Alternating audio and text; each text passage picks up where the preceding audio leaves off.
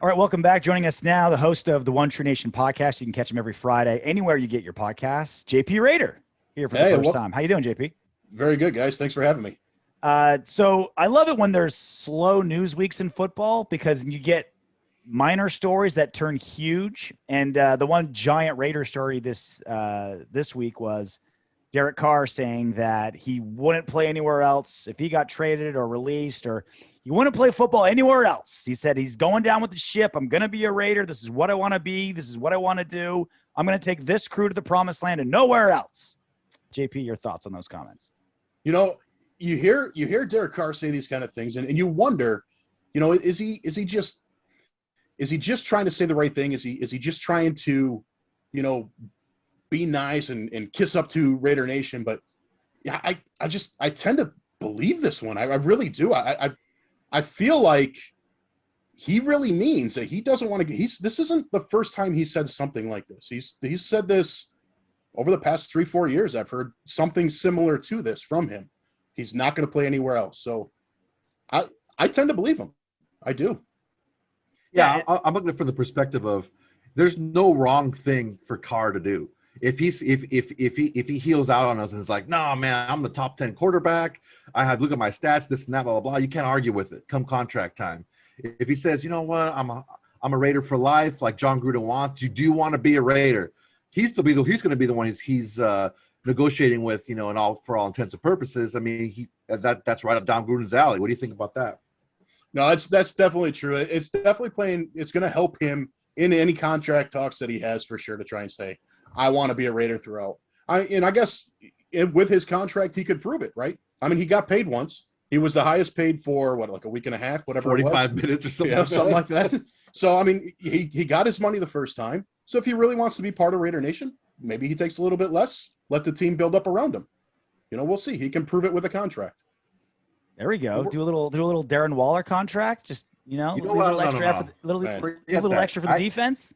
The Raiders stole money from Darren Waller. Oh my God. That would be a Tim robbery. Duncan. Yeah. A Tim Duncan. That would be a Tim Duncan because he routinely took a lot less money to build that team around him. Listen, Tom Brady did the exact same thing. This is what guys do. If he really wants to be part of this organization forever, and he wants the organization to build around him, we'll see. I mean, he says it. I'm still convinced Robert Kraft was like sneaking Brady like stock in companies under the table just to keep him happy, keep him around. Stocks, massage therapist. I know Mark Davis doesn't have like multiple billion-dollar companies like some NFL owners, but maybe some way they can fandangle this in some. I don't know. Maybe get him a chunk of Allegiant Stadium. I don't know. Maybe there's something like that. But they did save a lot of money this season by just completely changing up the offensive line, right? Just completely remodeled the O-line. Went younger, went faster, went cheaper. So depending on who you ask, depending on your analysis, you range anywhere from I'm very worried they completely torpedo this offensive line. It's going to go to shit. Derek Carr is going to be on shaky legs. Josh Jacobs isn't going to run. To the most optimistic part of it, which is I think I fall in probably the most optimistic way of it, where I'm not worried, but I think it's fair to say that there's questions and then we're going to have some answers. We're still returning Richie Incognito. Colton Miller's obviously taken off. We've heard everything good about Andre James. Leatherwood, obviously a first rounder. So I'm not worried, but I think they do have to answer for themselves. Where do you fall on that spectrum of our O-line? No, I'm definitely with you guys. The first week I found you guys, this actually was a topic of yours. And I'm right in line with where you guys are at on it. I keep hearing over and over and over again that the Raiders are rebuilding the offensive line, right? They're totally dismantled it. And that dismantled it drives me absolutely insane. It really does. Yeah. It is not a dismantle when the guys that are no longer here, for the most part, didn't really play all that often over the past couple of years, with the exception of Rodney Hudson. And that one hurts. Yeah. Obviously that one hurts. Yeah. But they don't make a move like that. They don't make a move like that if they don't think Andre James can play. Mm-hmm. So they've seen him for 3 years. They know what he is. They know what he is more than any of us know what he is. They seem to be fine with him. Why should we not be fine with the idea of him being there? And then if he doesn't work out, they brought in Nick Martin. Nick Martin, thank you.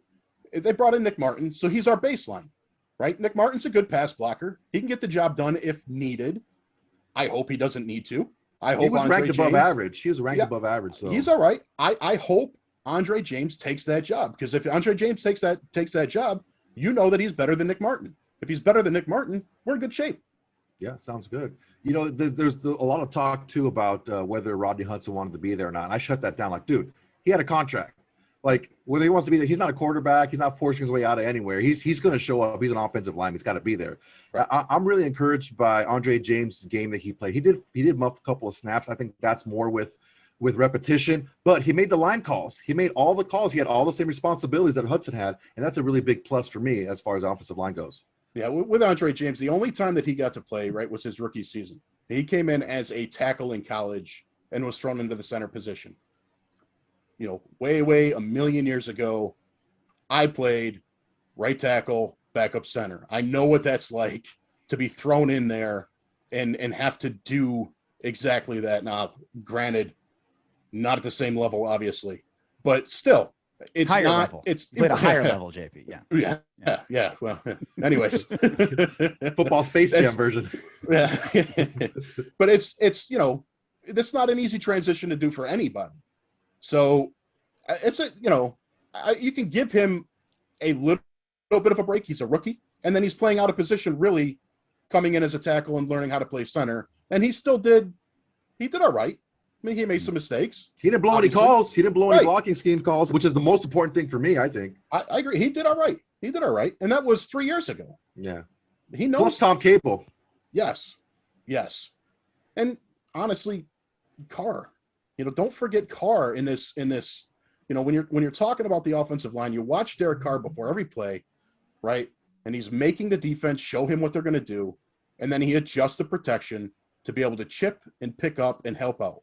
He's the reason that offensive line looked so good last year, because they had nobody playing last year. I mean, you look at what Kansas City did with Patrick Mahomes in there, who doesn't do what Derek Carr does when it comes to reading the defense prior to the snap and adjusting and putting the right people in the right position, right? Mahomes does everything else better. Don't misread what I'm trying to say here, right? But it is a real thing that Derek Carr makes the offensive line better. And as long as Derek Carr's the quarterback, our offensive line is going to be fine. What do you make of the offseason in general? Because we saw Bill Barnwell of ESPN rank all the, the off seasons. I'm sure you saw, and it was 32 out of 30. Like, the Texans had a better offseason, you're saying? The Packers had a better offseason, you're saying? Like, you got quarterbacks begging to get out of these franchises. You're like, oh no, they're better off than the Raiders. Is this just media narrative that love to dump on the Raiders, or am I missing something? No, I think you're spot on that one, especially when it comes to ESPN. I mean, this is a long time process for them of just banging on the Raiders. And for over the past couple years, it looked like, maybe they weren't right. And then at the end of the year, when the depth of the roster really started to show itself, they ended up being right. Mm-hmm. To say that the Raiders had the worst offseason in the league this year, I mean, it's borderline disgraceful, to be honest with you. You look at every position that the Raiders made themselves better at every position, with the exception of center. Yeah, right? With the exception of center. But you can look across this roster, not just at the starters, but at the depth of the roster. This offseason was all about depth as far as I was concerned, right? Over the last 2 years, the Raiders started strong and faded late. You fade late because of injuries, and the depth of your roster starts to show.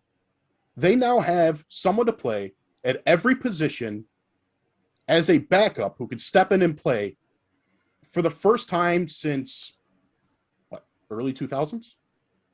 I'm not saying that this team is as good as the early 2000s teams, but this is the first time that this roster has that kind of depth. The first time that I can remember them having this kind of depth since then. Well, the depth also, it pushes the starters like, hey man, if I don't go out there, I can be a training camp warrior all I want. I can be a training camp all pro. When the lights come on, the pads come on, and the TVs flicker on, if I don't perform, someone's taking my job, and it's not going to be a slow process. So that depth that you speak of, it really helps everyone up their game. No, I totally agree with that. I mean, think of all like the first rounders we've got that we picked up free agents to push him. Damon Arnett, you're not guaranteed to be a starter.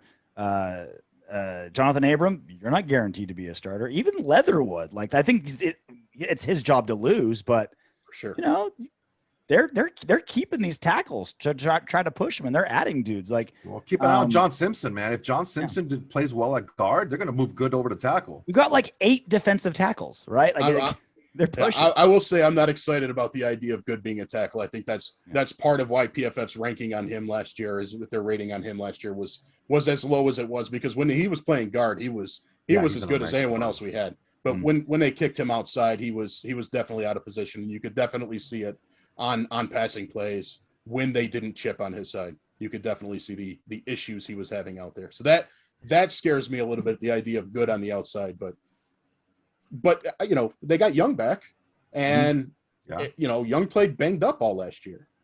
He held it down all right. He wasn't fantastic out there, but he was banged up. If he's healthy this year as a backup, I love him. Love him as a backup.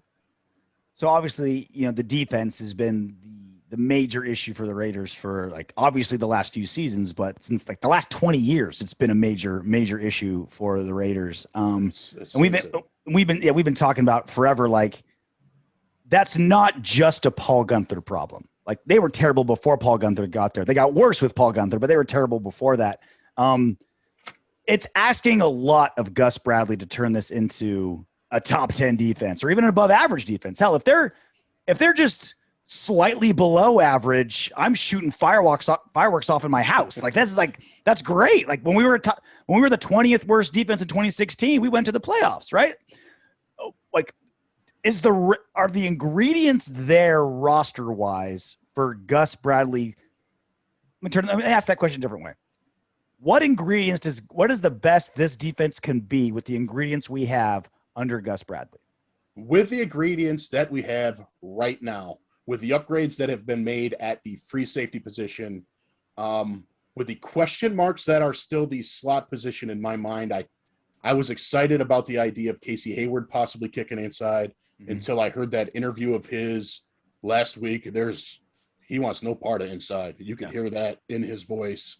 And I think that would create even more issues trying to stick him in there. So with the issues that I still see in the slot position, we're probably looking middle of the pack. I think that free safety upgrade is a huge deal. I mean, in my mind, 70% of the problems we had last year, we had because of that free safety position, because, Eric Harris just couldn't get there. And, I couldn't even get there, let alone try and make a play on it. He wasn't good enough to even get to the ball to make a tackle, to the ball to try and knock it down. He was, and that's, a lot of Jonathan Abram's issues. When you watch the film and you watch Jonathan Abram, a lot of the time he looked to be cheating towards Eric Harris to try and help him out, and then getting beat on the opposite side. Now, maybe I'm reading into what I'm seeing a little too much, but that safety position, as little as the safety seems to make with the number of tackles a free safety makes or the number of times they break up a pass, the amount of difference that's going to make on this team, it's night and day. So middle of the pack defense, if Hobbs can step in and play decent as a slot corner, better than Joyner played last year, just above middle. I don't want to put him top 10. I can't imagine this defense being a top 10. Oh my God. If we're even just above average, JP, if we're like 14th, that is a freaking, that is a grand slam. Gus Bradley's like coordinator of the year award. If he can pull that off, like that would be. So we've had in the last 30 years, we've had a top 10 defense twice. Wow. That's a crazy 30 seasons, top 10 twice. That's a crazy sniffing the teens. I will erect a statue in my living room for Gus Bradley. Like that would be, and that's why I said this offseason when they were doing their defensive coordinator search, I was like, if I'm a defensive coordinator anywhere, I am banging down the door trying to be the defensive coordinator for the Raiders, because you're picking up Paul Guenther's pieces, which is a historically bad defense. Not just bad, historically historically bad defense. Yeah. The Raiders think give up more points than they ever had in the entire history of the franchise, right? Yeah. You have nowhere to go but up. You have nowhere to go but improve. And you get to take all the credit for all those improvements. So, and luckily we got, Gus Bradley was probably my top 3 guys that we'd want. He's obviously proven that he can lead a very good defense, but between just having not Paul Guenther and all these young guys just kind of, being 1 year better, free safety, all our high price free agents, kind of hoping it was a Paul Guenther problem, right? Corey Littleton, Nagutowski, like hopefully it was Gunther's problem and not them problem. I mean, it's impossible to be like optimistic based on our history, but like the ingredients seem to be there if they can all just kind of align correctly. Look, there's definitely talent on this defense. There's no doubt about it. We've got guys who can get to the quarterback and Max Crosby and Yannick Ngakoue and Solomon Thomas playing that 3 technique instead of being kicked outside where he was with the Niners. That's going to be a huge difference for him. He's going to be bringing pressure from the middle. That amount of pressure is going to make that secondary look better. I mean, there's a reason why Al Davis had the saying, right? The quarterback must go down and he must go down hard. There's a reason why. I love it too. I use it in my show every now and again. It's probably going to make its way in there this week, but there's a reason why he said that, right? It was true. What was that? Late 70s, early 80s when he said it. It was true then. It's true now. You put pressure. True now. Yeah. You put pressure on a quarterback, and they will play bad. When the opposing quarterback plays bad, the whole team plays bad. It makes it easier to win, but you got to hit them. You got to knock them down. And we haven't done that. And we haven't done that for a handful of reasons, right? We didn't have the guys getting pressure. We didn't have the guys on the back end covering long enough to let the pressure get there. So it was a combined issue. On the back end last year, you had the outside corners doing a good job for the most part. You had safety issues all over the place.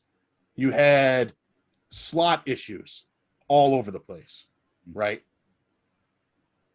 That safety issue is taken care of. I'm not at all, between Gillespie and Merrick, I'm not at all concerned about our free safety at all, right? That slot position's still a little concerning. Pass rush wise, man, they're tenfold better this year than they were last year, pass rush wise. Yeah. This defense is going to be better. There's no doubt. Yannick said that him and Crosby are going to be the best duo, and to mark it down, they're the best duo pass rushers in the NFL. Putting that out there, mark it down. It's like, okay, are you guys reading Farrell not involved in that? That's what I got out of that. Farrell's not a pass rusher. Well, but you know what I'm saying though. He's saying that they're the bookends. Yep. I mean, he's not wrong. So Farrell's not the starter? I think what they'll do is they'll do Farrell on the outside on running downs, and then Farrell on the inside on passing downs. I was thinking that too. That would be my because he is a really good run stopper. Yeah, he's very good on the He is legit there. Gotta give him credit. He's better than people think at rushing a passer too. He really is. He just doesn't finish. And I think, I look at how this team's going to play and what Gus is going to do, and I see him kicking Farrell over to the other side, right? Letting Yannick come. Let Farrell go against the right tackles. Yeah. We were talking about that earlier. I think it's going to be a huge deal. We're talking about what Yannick can do for Max Crosby. Max Crosby performed the way he did last year, being the focus of the defensive line from the opposing offenses, and he was hurt. And so, him getting single covered, not getting those chips because they're going the other side, it's going to be a big deal for him, having that high motor guy on one end and a quick twitchy guy on the other. If you look at the four, if you look at Farrell and Thomas in the middle, Yannick and Max Crosby, that's almost a NASCAR-esque pass rush on passing downs. Seriously, that's really nice on passing downs. That's really nice. And then, don't forget about the draft pick either. Malcolm Kuntz, I think, is going to get there when used sparingly, right? Mm-hmm. As a pure pass rush specialist, spelling Yannick Ngakoue every now and again, he's going to get there. He's got all the moves. He's going to get there. So I asked you this next question, JP, very open-ended, because I don't want to infiltrate your thought process and move you in a direction. I wonder what he's going to ask. I want pure what your take is in your own way by whatever you mean, right? However you think this should be answered, you answer it in your way. What do you make of Jon Gruden? All right. That's not the question I was expecting. I was expecting something else too. Curveball. I was going to get that personal. Wait till the second time you're on the show. Then we'll get to the hard questions. I look at what Jon Gruden has done over the course of his first few years, this second stint, as a I know people are down on him because, you know, you look at the overall record, it has not been great. But you look at the wide receivers that he had playing in that first year, the fact that they got first downs was amazing. Yeah. Right. And then you look what the progress that was made in his second year, and then the progress that was made again in the third year when, Terrell Williams went down, Henry Ruggs went down, Brian Edwards went down, and he's still running up points and running up points and running up points. Now, granted, right, they get into the red zone and things fall apart. How much of that is a lack of trust in that defense and trying to run the clock out a little more than they should just to keep that defense off the field because it's as bad as it was, right? I thought about it that way, maybe. So I'm a big Gruden fan. I really am. I loved the idea of him coming back. I've liked what I've seen. I would love to love what I've seen, but we're not there yet, right? Yeah. We get a little postseason action this year. I'll love his return. Yeah. I think what gets me about Gruden is he certainly deserves criticisms for plenty of things, but he doesn't take criticism for what he deserves criticism for. And I don't think he's given credit for things he gets credit for. Like you said, to be able to turn, he's had his number one wide receiver not play a down in back-to-back seasons. Terrell Williams gone, Antonio Brown gone. Mm-hmm. Him and Derek Carr turned Nelson Aguilar into a $28 million wide receiver. Seriously. Nelson Aguilar, who came in. Nelson Aguilar. Right? He's stealing money. Who couldn't catch the flu. Like right? Nelly never dropped was what we wanted to call him. Like he turned Aguilar into something special, right? Yep. I think his play calling is fantastic. I think the offense he runs is fantastic. I think he's an atrocious talent evaluator. I think that's true. I think that's definitely been pointed out by enough people now. That's just accepted at this point. That's a major issue. Hopefully Mayock can get in his ear enough to be able to make those decisions. His play calling could be a little predictable, but it's still effective. Still works. So right. Yeah. So as long as it's getting yards and hopefully getting points and winning in the red zone, he'll be fine. Look, there's something to be said about, telling people, we're going to jam it right down your throat and then lining up and jamming it right down their throat. Yeah. There's something to be said for that. Yeah, it's predictable sometimes. There's no doubt about it. But there's a toughness to his offense that he brings. It's a much tougher offense than your typical West Coast offense. It's a down your throat kind of offense.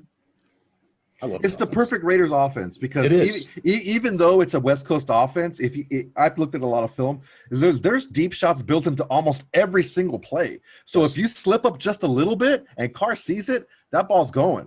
And I think now with a little bit more comfort with the receivers and hopefully they stay healthy, those deep shots are going to be a little bit more often. Yep, I would agree with that. So the down part about all this is, we got a great offense to look forward to. Hopefully a defense that should be much improved. We're playing the NFC East, which is always nice. Get a couple easy wins, which is always good. And you're like, we struggle on that East Coast sometimes. We struggle against. We only have really true 2 East Coast games, though, that's right? True. Like, and one of them's after a bye. So travel schedule's not that bad compared to what we also struggle against really good defenses, and that's what the NFC East is full of. Yeah, they don't have very much in the way of offense from what I've seen. I haven't finished my scout on the whole AFC East yet, but they don't have great offenses over there at this point, with the exception of maybe Dallas. right? Yeah. With Dallas our- is the flip. Dallas is the opposite. Yeah. Their Yeah. offense is killer, but their Right. defense is nothing. If only Right. if only they can have some of their wide receivers play end. You know what I mean? But the downside of all this is, have you seen the ticket prices for the Raiders this season? Of the top 10 most expensive resale tickets, on the secondary market, yeah, it's 8 of them are Raider games. yeah. 8 of them. The Cincinnati Bengals are a top 10 ticket because they're playing the Raiders. I mean, you had to expect that, right? I mean, it's a beautiful new stadium. Nobody got a chance to look at it last year, so you had to expect it was going to be that way. I've told all of my Raider all my Raider buddies out here, right? They've all, when you going to Vegas? When you going to Vegas? I told them I'm looking 4 or 5 years out. I am. I'm not going to be able to afford to do it before that. When I'm able to donate a kidney. That's when I'll go to some games. Yeah, I mean, we had it all planned out at the beginning of the show. We're going to have Soto jump in front of a city vehicle, have his legs taken out so we can sue, and then he'll be in a wheelchair so we'll get better seating. Oh, I love it. We got it all planned out. Invite me, please. Hopefully, sounds great. You could push him. I'll film it. Season tickets. Don't film it. PSL? No problem. We're set. Outstanding. All right. His name's JP Raider from the One True Nation Raider podcast. Every Friday, you can check it anywhere that you get your podcast. JP, this was great. Thanks for coming on. Hey, thanks a lot for having me, guys. Really appreciate it.